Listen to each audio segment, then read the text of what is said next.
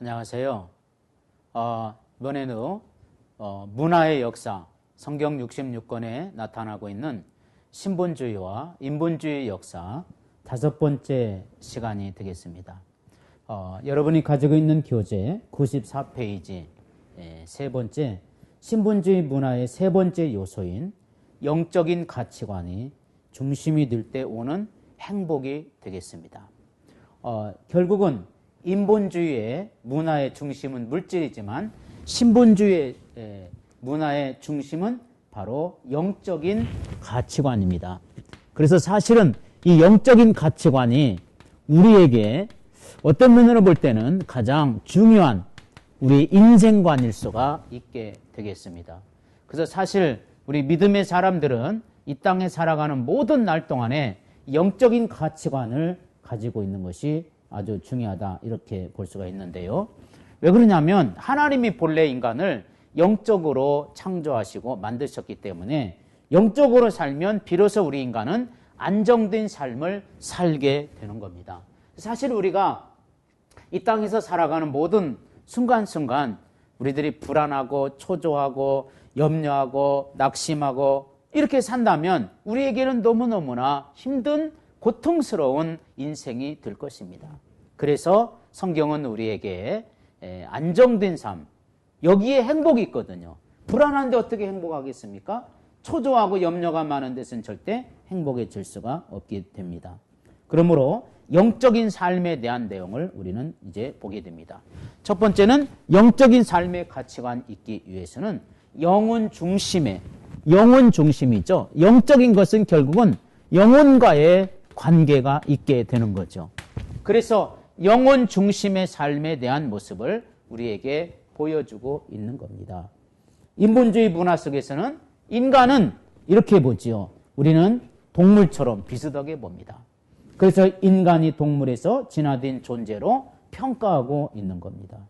그래서 그들은 영적인 삶을 외면하고 때로는 먹고 마시고 이성적인 쾌락과 그리고 향락만을 추구하면서 오직 인간적인 기쁨 이런 것만을 생각하고 육적인 본능만을 추구하며 살아가게 되는 겁니다. 그러나 인간은 육이 본질이 절대 아닙니다. 육체가 소중한 것이었지만 사실은 인간은 그 영의 생명의 본질이 있기 때문에 그러는 겁니다. 이 영이 바로 하나님의 형상입니다. 생명의 주제는 바로 영혼이며 육은 내 자신의 생명의 본체가 살고 있는 집과 같습니다. 그러므로 우리의 영혼은 바로 육체의 뿌리이며 내 삶의 뿌리입니다. 이 뿌리가 잘 되어야 나무도 큰 나무가 될 수가 있게 되는 거지요. 어느 정원사가 꽃을 다 잘라내고 한 꽃만 남겨놓습니다. 옆에 있는 사람들이 물어봅니다. 아이고 정원사님, 어째서 꽃을 그렇게 다 잘라내고 하나만 남겨놓습니까? 그랬더니 이분이 말합니다. 이 꽃을 다 자라라는 것은 뿌리를 키우기 위함입니다. 뿌리가 강력하고 뿌리가 든든해야 됩니다. 그래서 뿌리에 큰 힘을 주기 위해서 위에 있는 쓸데없는 꽃들은 다 제거합니다. 꽃들이 영양분을 다 빨아먹고 수분을 다 빨아먹지만 한 개의 꽃을 제대로 키워가지고 이 꽃을 나중에 그대로 씨를 맺게 하고 더 많은 꽃을 만들 수 있기 때문에 알고 보니까 그 꽃이 씨앗꽃으로 만들려고 그렇게 만들어 놓은 것이라는 것을 알게 됩니다. 그래서 쓸데없는 것은 다 지워버리는 거죠. 왜요? 뿌리가 튼튼하기 위해서 그러려면요. 마찬가지로 우리의 삶의 모든 뿌리는 영에 있습니다. 영적으로 강해져야 삶의 행복의 요소가 반드시 나오게 되는 겁니다. 시편 130편 5절에 보면 나 곧 내 영혼이, 여기 보면 나라고 하는 것이 뭐예요? 영혼이다 이랬습니다. 그러므로 내가 밥을 먹고 싶다. 이것은 육체가 그런 게 아니에요. 사실은 영혼이 허락하지 않으면 육체는 본돈이 그대로 있어도 아무 소용이 없는 거죠. 내 영혼이 움직여주지 않으면 아무리 목이 말라도 육체는 몰라요. 영혼이 그거를 알아요. 그래서 물 마셔라. 물 마시게 육체가 가서 따라가서 주는 겁니다. 그러므로 나 곧 내 영혼이다. 그래서 나라고 하는 것은 육체를 말하는 게 아니라 영혼을 말합니다. 욥기서는 이렇게 말해요. 욥기서 19장 26절에 나의 이 가죽 이것이 썩은 후에 내가 육체 밖에서 하나님을 보리라. 그러니까 육체 밖에서 하나님을 보는 것은 육체가 아니라 내 영혼이 하나님을 보게 된다고 하는 그런 내용이죠. 이처럼 우리는 영혼 중심에 대한 삶에 대한 부분이 거기서 진정한 행복이 있다는 것을 이제 알려주고 있습니다. 그러므로 영혼이 중심이 되어야 되니까 영혼이 건강하게 해야 됩니다. 영혼도 말이죠. 다치고 영혼도 어려움을 겪고 나면 우리에게는 반드시 그 영혼을 우리에게 연약한 일들이 또 많이 없게 해야 됩니다. 영혼도 생각할 수 있고 영혼도 아픔을 느끼게 되는 거거든요. 그래서 영을 건강하게 해야 됩니다. 영을 건강하게 해야 될 수 있는 이유는 어떻게 하면 영이 건강하게 할 수 있어요? 육은 흙에서 나온 것이기 때문에 흙에서 나온 것들을 섭취해야 됩니다. 오염되지 않고 공해가 없는 곳에 살고 그럼 육신이 평안하고 육신의 질병이 떠나가는 경우가 있습니다. 그러나 영혼은 하나님으로부터 나왔기 때문에 하나님과 가까워야 됩니다. 기도하고 예배드리고 찬송하고 말씀을 묵상하고 이러면서 내 영혼이 건강해지는 겁니다. 육체의 건강을 위해서는 돈도 들이고 시간도 들이고 운동도 하고 근데 영혼 건강을 위해서 우리가 하는 게 뭐가 있을까요? 그리고 육체가 상처가 나면 우리는 금방 약 바르고 싸매주고 또 치료해주고 수술합니다. 육체가 병나면 그렇게 하지 않습니까? 그러나 영혼이 병났다. 아무 일도 안 합니다. 그래서 영혼이 죽어버리는 겁니다. 이제는 중요한 것이 영혼이 병났다. 빨리 고쳐야 됩니다. 남의 영혼을 내가 말 잘못해서 남의 영혼을 상처 주었다. 빨리 수술해주고 싸매주고 약 발라줘야 됩니다. 그런데 남의 영혼을 상처 내놓고 아무것도 없는 것처럼 그렇게 한다면 내 책임이 얼마나 크겠습니까? 그러므로 영이 건강하기 위해서는 하나님과 늘 가까이 하라는 겁니다. 영혼이 잘 될 때 우울증 이런 게 없습니다. 정신적인 질환, 영혼이 잘 되면 예방할 수 있고 고칠 수가 있는 겁니다. 우울증이나 정신적인 병이나 신경성 같은 이런 질병들은 알고 보면 영혼의 삶을 무시하고 물질적인 것만 추구하고 물질적인 것만 욕심부리고 하다가 생긴 질병입니다. 그러므로 신본주의 문화는 바로 이 영혼의 건강을 중심으로 사는 삶이 되는 겁니다. 두 번째, 우리는 하나님이 주신 영적 질서 중심, 하나님이 주시는 영적인 질서 중심입니다.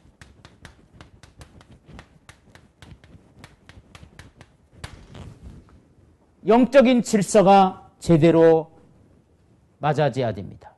영적인 질서가 제대로 안 되면 아무런 소용이 없다고 하는 겁니다. 인본주의는 물질로 말미암아 그들은 때로는 그 물질을 가지고 이 세상의 모든 것을 질서를 세우려고 그럽니다. 돈 많은 사람, 적은 사람 분별하고 신분도 돈 많으면 높아지고 돈 없으면 낮아지게 됩니다. 그리고 그걸 하다 보니까 서로 경쟁하게 되고 그리고 싸우게 되고 분쟁하게 되고 그걸 얻으려고 권모술수를 쓰고 왜 그러냐면 육체적인 물질적 질서가 그렇게 어렵게 되는 거예요. 그러나 신분주의 문화는 세상의 물질을 얼마나 많이 소유하고 있느냐 이게 아니라 하나님의 기쁘신 뜻대로 살아가고 창조의 질서대로 살아가는 것 여기에 진정한 가치가 있고 진정한 하나님의 역사를 우리가 보게 되는 겁니다. 신분주의자들은 천국이 중심이기 때문에 사실 세상 것들이 부족해도 이미 부유해진 사람들입니다. 그래서 있으면 좋지만 때로는 없어도 기뻐할 수 있고 감사할 수 있고 감당할 수 있다는 것. 이 속에서 우울증이나 열등감 이런 데서 자유로울 수가 있는 거예요. 예수님이 우리에게 세상의 것들의 소유에 대한 것을 행복으로 가르친 것이 아니라 팔복처럼 참된 가치관, 참된 인생관으로 살아가는 것이 행복임을 가르쳐주고 있습니다. 그러므로 영적인 삶, 이런 거에 대해서 영적인 질서 중심으로 하라고 하는 겁니다. 그 다음에 세 번째는 영적인 삶이 중심이 되는 삶은 영적인 가치를 소중히 여기는 겁니다.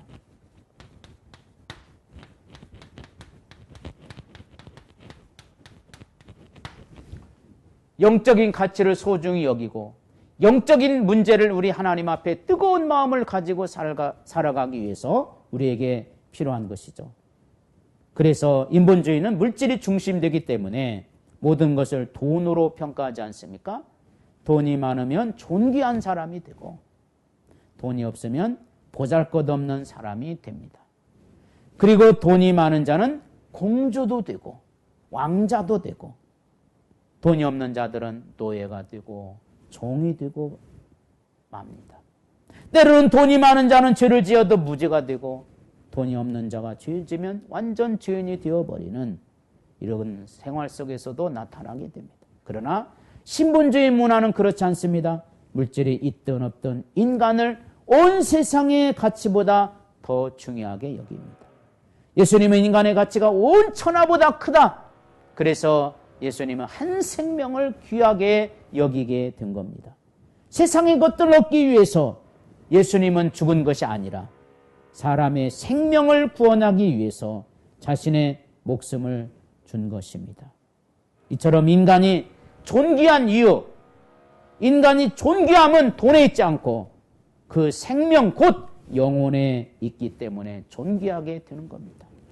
그러므로 인간은 물질적으로 평가하는 그러한 부분보다는 인간은 정말 많은 사람들이 수많은 역사와 능력을 가지고 살아가는 하나님의 영적인 가치를 소중히 여기고 이거에 대한 일을 위해서 물질도 투자하고 시간도 내고 그렇게 함으로 영적인 가치를 무엇보다도 소중히 여길 수 있는 것, 이것이야말로 진정한 하나님의 영광의 축복이 될 수가 있는 거죠.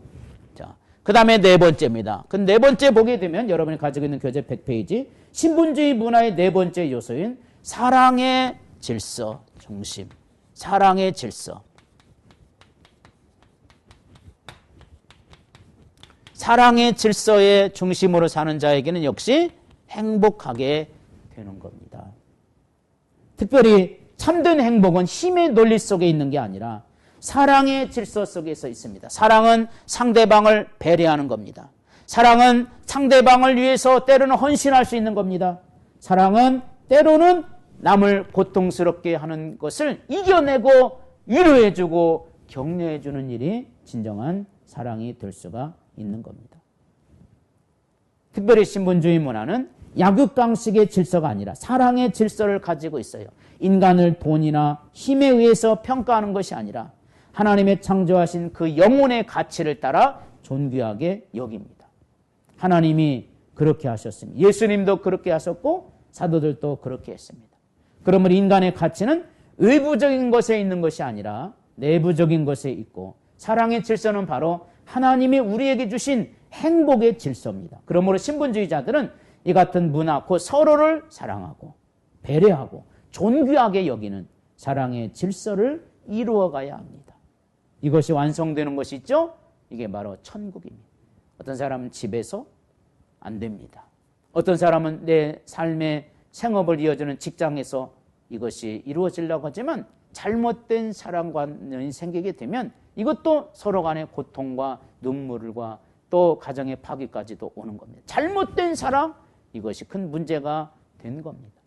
여기에는 물질이 중심입니다. 욕심이 중심입니다. 타락이 중심의 사랑은 이거는 굉장히 사회적인 큰 문제를 일으킬 수밖에 없는 겁니다. 그러나 우리는 바로 사랑의 질서, 하나님이 주시는 사랑의 질서, 창조적 인간, 창조할 때 본래 우리에게 주신 사랑의 마음, 이것을 회복하는 것이 신분주의의 문화입니다. 자, 그 다음에 다섯 번째입니다. 다섯 번째, 신분주의 문화의 다섯 번째 요소인 구원 계획의 성취입니다. 구원 계획은 하나님이 우리에게 주신 사명입니다. 또 우리가 이 땅에서 가야 될 때 분명히 이루어야 될 사명입니다. 인본주의와 신분주의 문화에서 나타나는 성공과 실패의 차이점이 나타나죠. 그래서 인본주의 문화가 왜 실패하게 되겠습니까? 거기에는 구원이 없는 겁니다. 인본주의 문화가 반드시 멸망합니다. 왜요? 그냥 가니까. 멸망을 향해서 내버려둬도 그냥 가요. 신분주의 문화가 성공하는 이유가 온갖 악한 세상에서 살다가도 구원이 있기 때문에 성공하는 겁니다. 인본주의는 결국은 내버려 두어도 알아서 멸망으로 가요. 신분주의 문화는 그래서 구원하려고 힘쓰는 겁니다. 교회를 세우고 헌신을 하고 선교를 하고 봉사를 하고. 왜요? 그래야 많은 영혼, 많은 사람들을 온전하게 바르게 이끌어갈 수가 있고 그들을 구원할 수가 있게 되는 겁니다. 오늘 저와 여러분의 삶 속에서도 이러한 부분이 너무너무나 필요합니다. 그래서 인본주의가 실패할 수밖에 없는 이유는 바로 지옥이에요. 그리고 반드시 인본주의는 언젠가는 이 세상에서 반드시 없어지게 되고 영혼 속에서 사라지게 됩니다. 그 다음에 생명을 구원하는 인생의 목적을 가져야 될 이유가 또 분명히 있습니다. 우리는 생명을 구원해야 되죠. 분명한 목적이 있어요. 왜 도대체 인류 구원에 대한 내용을 왜 해야 되느냐? 인생의 목적을 사람의 생명을 구원하는 데 두는 것인데 우리의 진정한 신분주의자요, 진정한 천국의 문화를 가지고 있다고 한다면 영혼을 구원하는 일에 시간도 쓰고 물질도 투자하게 됩니다. 그러므로 우리의 목적이 왜 그래요? 생명을 구원하기 때문에 그렇습니다. 우리는 사람을 구원하되 그 사람의 영혼을 구원하는 거예요. 그 사람의 생명을 구원하는 거지 그 사람의 의부적이고 물질적이고 세상적인 것을 구원해 주는 것은 절대 아닙니다. 물질을 도와서 인간적인 구제를 통해서 그들을 구원하는 이런 일은 우리가 할 수가 없습니다. 복음이 전해지고 말씀이 전해지고 하나님을 알려줌으로 그의 영혼이 거듭나고 그의 영혼이 새로워지고 그의 영혼이 하나님을 같이 우리와 똑같이 바라보게 하는데 목적이 뭡니까? 바로 생명을 구원하는데 우리의 목적을 두고 있기 때문에 그러는 겁니다. 뿐만 아닙니다. 사람을 구원하는 인생관을 가질 때 나타나는 큰 능력이 있습니다. 이게 뭐냐면 사람을 구원하는 것을 인생의 목표로 삼게 될 때 나타나는 가장 큰 능력은 변화입니다. 변화. 그래서 사실은 구원은 변화와 관계가 있습니다. 변화되지 않으면 안 됩니다. 그래서 인류 구원의 역사는 결국은 변화 속에서 아름다운 역사를 이루어가게 된다는 것을 우리는 기억하셔야 됩니다. 사실 우리 모든 믿는 사람들은 하나님의 자녀로서 꼭 해야 될 일이 있다면 과정이 하나님과의 아름다운 과정, 구원의 과정 속에서 반드시 한 과정을 겪어야 되는데 그것이 바로 변화의 과정입니다. 인본주의 문화 속에서는 자기만을 위해서 살아가죠. 변화될 필요가 없습니다. 그리고 잘못되면 상대방을 원망하고 불평하고 그리고 자기 고집대로 행하는 이런 것들이 바로 이기주의의 삶이요 바로 인본주의의 삶이라는 것을 볼 수가 있습니다. 우리는 생명을 구원하기 위해서 우리에게 나타나는 큰 능력이 있기 위해서는 내가 변화되면 세상의 모든 것이 다 변화되는 겁니다. 내가 눈에 빨간 안경을 쓰고 세상을 보면 아무리 봐도 다 빨갛게 보일 겁니다. 내 눈에서 빨간 안경을 벗겨야 빨간색이 보이고 하얀색이 보이고 노란색이 보이는 겁니다. 내가 변화되지 않고는 내 고집대로 세상을 보게 될 거고 내 느낌대로 세상을 보게 될 거고 내 생각대로 세상을 보게 될 겁니다. 그러므로 우리는 변화되는 것이 너무나 중요합니다. 사람을 구원하고자 하는 인생관이 가져다 드는 분명한 축복이 있습니다. 우리의 목적이 사람을 구원하는 데 있다면 우리의 삶은 사실은 손해보는 게 아니라 분명한 축복과 연결이 되어 있다는 우리가 기억해야 되겠습니다. 그 다음에 여러분 가지고 있는 106페이지 보면 6번째로 신분주의 문화의 결과에 대해서 생각해 보려고 합니다. 신분주의 문화는 반드시 어떤 결과를 가지고 있느냐. 신분주의 문화 속에서는 우리가 정말 말할 수 없는 하나님이 주시는 놀라운 결과가 있죠. 왜 그러냐면 영원한 행복으로 완성이 되는 것이기 때문에 그렇습니다. 신분주의 문화, 천국의 문화의 이런 회복은 인간을 구원하고 진정한 행복의 세계로 들어갈 수가 있게 되는 겁니다. 하나님을 떠나서 자신이 중심이 되는 인본주의 문화가 자신을 행복하게 할 것이라고 하는 이런 어리석은 말이 있는데 이런 일은 속아서는 안 됩니다. 그 속에는 행복이 아니라 파멸만이 있습니다. 역사가 이것을 보여주고 있습니다. 천국 중심의 삶, 하나님의 중심의 삶, 영적인 것들이 중심이 되는 삶, 사랑의 질서가 실현되는 삶, 인간의 구원이 목표가 완전히 완성되고 그 일이 이루어질 때 이것이야말로 인간이 꿈꾸는 위대한 행복의 동산을 이루게 되는 것임을 알아야 합니다. 아무리 예수를 믿고 직분을 가지고 있어도 그의 인생의 목적이 인본주의적인 목적을 가지고 있다면 결코 그의 삶이 변화되지 않습니다. 그리고 세상에서 보여주는 모습 그대로 탐욕적이고 그리고 분쟁과 다툼으로 반드시 그런 사람은 고통을 받게 될 겁니다. 그런 애 같은 신분주의 문화를 받아들인다면 그리고 이것을 우리의 삶 속에서 나타나게 되고 이것을 우리가 믿는다면 놀라운 변화를 분명히 우리는 맞이하게 될 것입니다.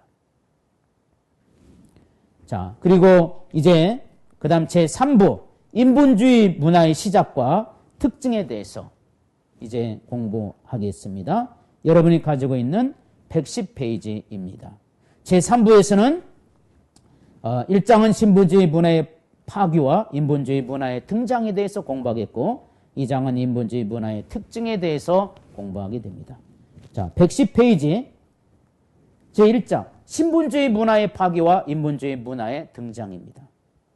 아름답던 에덴 동산, 여기의 삶은 하나님의 계획을 대적하는 마귀의 계획에 의해서 파괴가 되죠. 마귀는 하나님의 동산, 하나님의 역사를 바로 인간들 속에 유혹을 해죠. 그리고 하나님을 믿지 못하게 하고 불순종하게 하고 하나님의 역사를 가로막은 그런 악한 역사가 바로 마귀의 역사인데 이 마귀의 역사는 지금도 끊임없이 이루어지게 됩니다. 에덴 동산을 파괴했던 마귀는 신이 나서 이 땅의 에덴에 이 땅에 행복한 것을 보면 배가 아파합니다. 우리 믿는 사람이 행복하게 하나님을 섬기는 것을 보면 제일 먼저 사단이 제일 싫어하는 거예요. 그래서 왜 그렇습니까? 바로 에덴 동산의 행복을 지키지 못하고 마귀의 유혹에 빠져버린 인간의 모습 그대로 가지고 지금도 그렇게 살려고 하기 때문에 그렇게 되는 겁니다. 그래서 에덴 동산의 행복에서 인간은 드디어 마귀의 유혹으로 쫓겨나게 됩니다.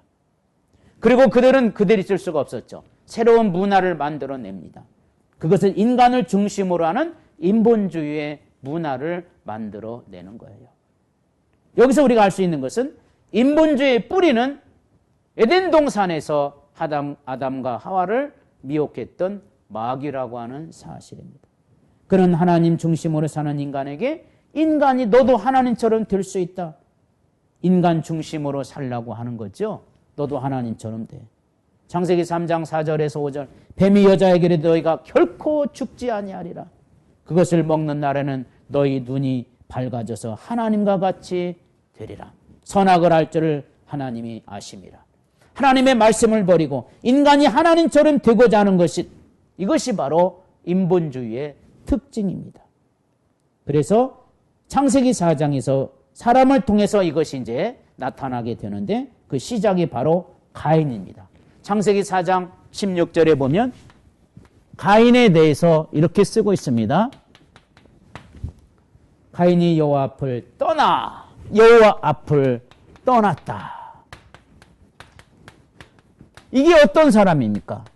가인이 어떤 사람입니까?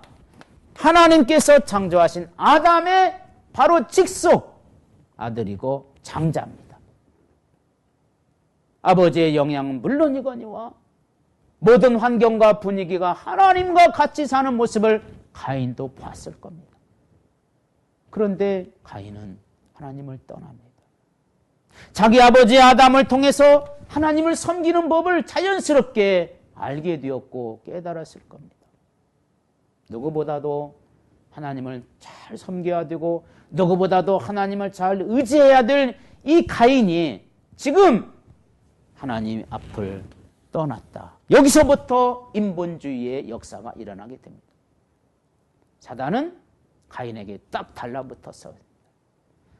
마귀는 지금 가인에게 딱 달라붙어가지고 제일 먼저 한 일이 뭐냐? 하나님을 부정시키고 하나님 앞에 떠났다. 가인은 하나님을 버립니다. 그는 이제 하나님이 없는 자신이 중심이 되는, 하나님 대신 인간이 중심이 되는 새로운 삶을 살기 시작합니다. 이것이 바로 인본주의의 시작입니다. 인간이 중심이 되는 세상은 모든 질서를 바꿔버렸고 하나님이 세우신 문화, 하나님이 세우신 질서, 하나님이 세우신 사랑 다 바꿔버립니다.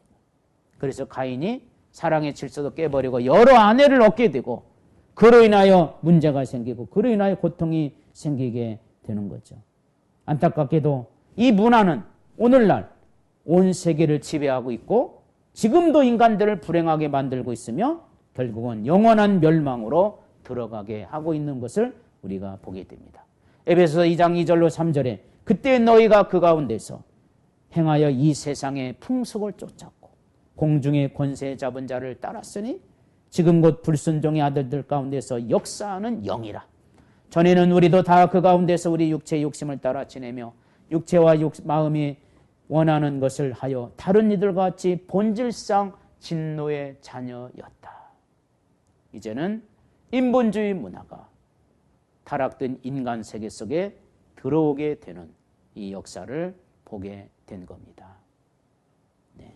이제 다음 시간에 또 뵙도록 하겠습니다. 감사합니다.